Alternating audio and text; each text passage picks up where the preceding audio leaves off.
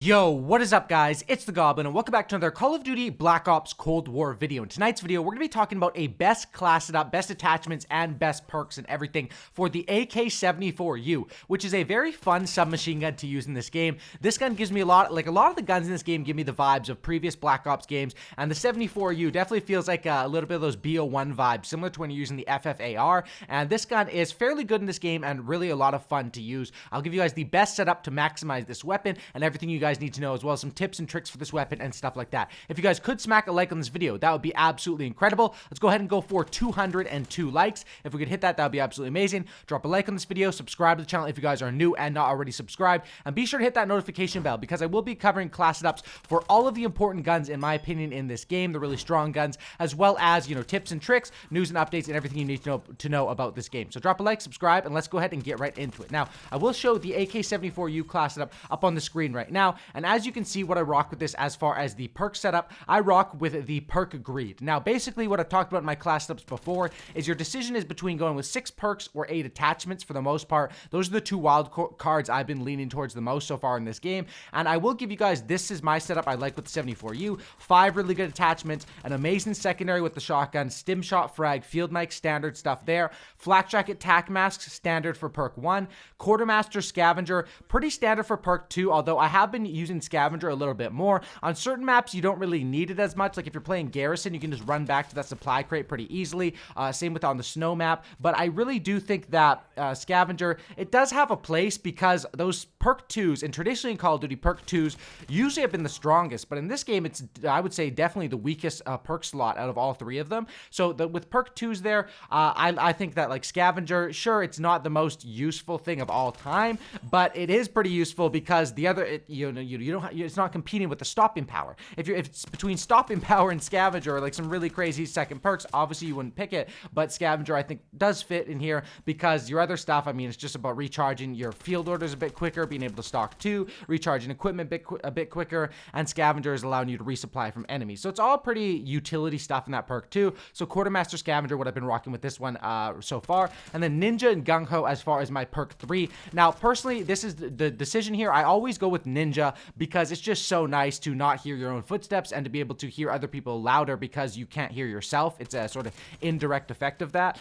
And with gung-ho and ghost is my decision for the other one. And most of the time on an AR, I just slap on ghost because I'm going to be, sitting back a little bit more. Don't want them to know my position. But with an SMG, I'm moving around so much. Even if they see me on the radar, I'm going to be, dashing around, sliding around. And I find that having gung-ho, it is helpful in those close range fights, sliding by people, winning gunfights as you're running, shooting people, and then running away, reloading. It is a fairly useful perk as far as, especially on SMGs, I would say. So that's what I rock with as far as the setup. Now let's go ahead and get into these 5 attachments. And then once again, I will give you guys the other 3 slots, what I would pick in those, because if you want to rock this, like if you want to go just for straight up gunplay and gun kills, then you can rock this thing with 8, attachments, right, and just have a really, really strong gun. But even if you want to go for gun kills, I think it is really intense to stay, or not intense, but important to have really good perk setup, because although the perks aren't the most important stuff in this game, 5 attachments is already very close to 8, because one of those attachments is going to be just your like sight, right? And on a weapon like this where the default sights are pretty good,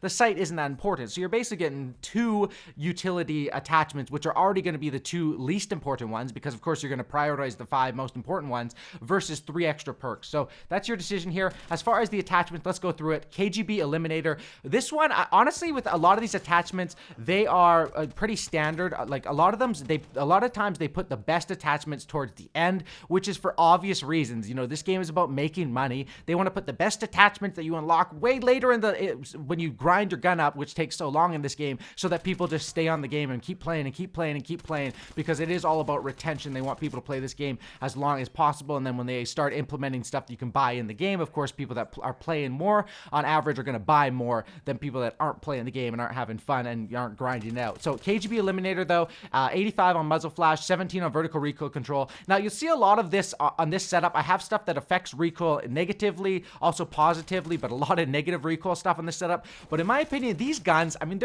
most of these guns are all like lasers, right? Like that doesn't make sense. Most of these guns are all like lasers. Most of these guns are lasers. lasers. And that's because there's a few that have wicked recoil, and on guns like the FFAR, where it's so damn strong in other areas, you want to have attachments that help control that recoil. But on some weapons, it's like the recoil isn't that big of a deal at all, like especially weapons you're going to be using up close and personal. So KGB Eliminator, as far as that's what I like to rock with the muzzle device. It reduces your flash and then gives you the vertical. It hurts your shooting move speed. Horizontal, not that big of a deal. Shooting move speed kind of sucks. Horizontal recoil, the recoil isn't too much of a big deal at all in 74U. Next is with the barrel. Now I go with the biggest barrel, the 10.3 Task Force, and this is actually very nice. Now this is an attachment that it varies the amount of, it's similar on other guns, but it varies the amount of percent it increases you on damage and different things like that. 8% damage, 50% effective damage range, 75% bullet velocity. All three of those are very useful to a weapon like this. And then what does it cost you? 25% max starting ammo. That sucks a bit.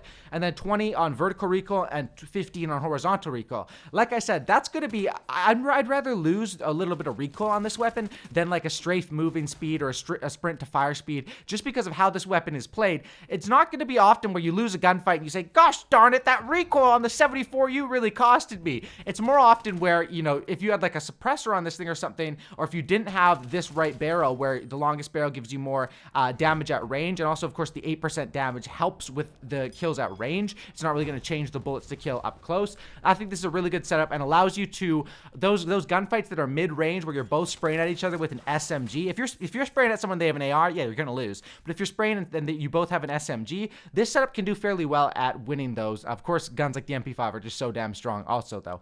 50 round fast mag. This one is pretty standard on most of your guns. Like I said, you're going to want to go with the last attachment. A lot of the times it is the best, and there's no exception here. 25% on the aim down sight team does aim down sight time does suck, but look at all the good stuff you get. Absolutely incredible stuff. You have a 50 round mag, and it's not the drum mag, it's a fast mag. You just reload, boop, boop. It's insane.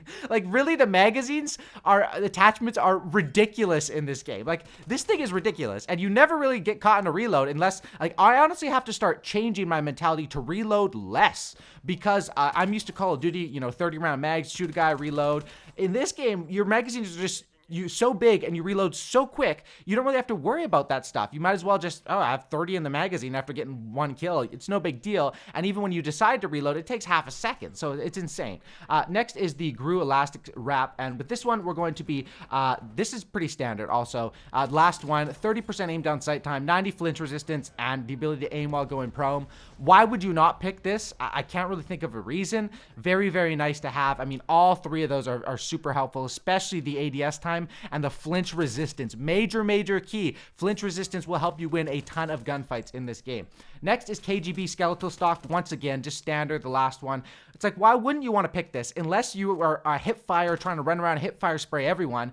30% on hip fire accuracy, losing that. It does suck, but look what you get. 30% on sprint to fire time, getting your gunning up quick, and aim walking move speed, which helps to strafe and win those strafing gunfights. Very, very good setup, I would say, as far as like those last three attachments, the magazine, and the GRU Elastic Wrap, the Skeletal Stock, those are all pretty standard. Like, usually the last slot I've found so far in the class setups has been the best for the most part, and I don't know if they've got lazy with making the attachments in this game or what it was, but I wish there is good customizability, but what's the point of having customizability when one option, or you know, one or two options on each one stick out way above the other ones? That makes me think that, of course, it's not just about customizability, it's just about motivating people to grind the game, and they make the weapon levels so damn long, so you have to grind, and then you finally get the best setup, and you're having fun with it then. But I like when you could sort of, you know, mix the setups up a little bit more and rock with different stuff. Like this weapon, you can use it with a suppressor, and there are different options you can go with as a setup. You could make it a hip fire gun, but I find that this setup is just the best overall. And as far as those three extra attachments, if you are going to rock with 8, I would say the Patrol Grip, which gives you just plus 6% sprinting move speed. All of these ones have a lot of positives, but also a lot of negatives. So the Patrol Grip just gives you 6% sprinting move speed, which is very helpful, especially when you're pairing that with Gung Ho, right? So you can be sprinting and reloading, all that stuff, and just on a rushing setup or like a 74U submachine gun setup. Next is with the laser sight. Now with this one, you have the option to just go with the laser that gives you a decent boost but doesn't punish you. But I'd say if you are going to slap the laser on, especially because it is a submachine gun, 36% on this one for minus 8% aim down sight time. I'd say it is going to be worth it. Most of the time you want to be aiming down sight, you know, around the corner or pre-aiming your enemies anyway.